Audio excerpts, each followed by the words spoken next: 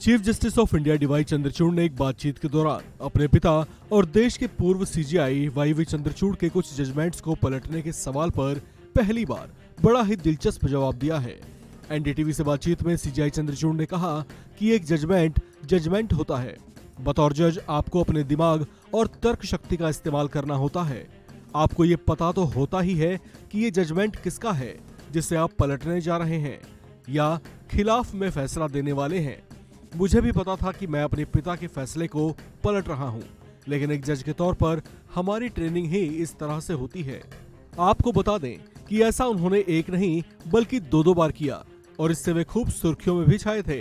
CJI D Y Chandrachud पहली बार ऐसा कर तब चर्चाओं में आए थे जब उन्होंने आपातकाल के पक्ष में पिता वाईवी चंद्रचूड़ के दिए गए फैसले को पलटा।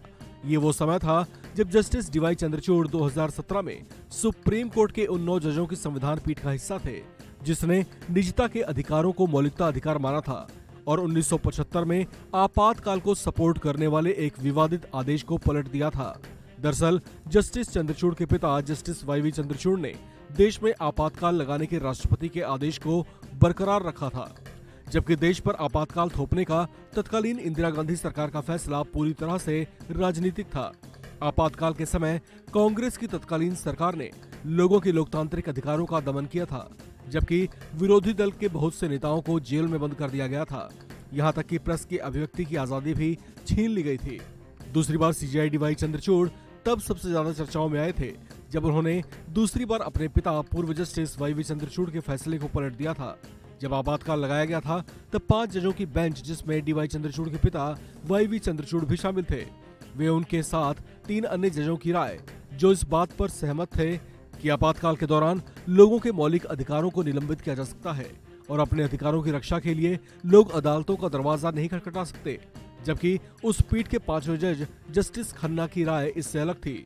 उसके 41 साल के बाद जस्टिस डीवाई चंद्रचूड़ ने अपने पिता वाली बेंच के आदेश को गंभीर तौर से त्रुटिपूर्ण पाया और जस्टिस खन्ना की सराहना की थी। इसके अलावा उन्होंने एक और मामले में अपने पिता के फैसले को पलटने में बड़ी भूमिका निभाई थी।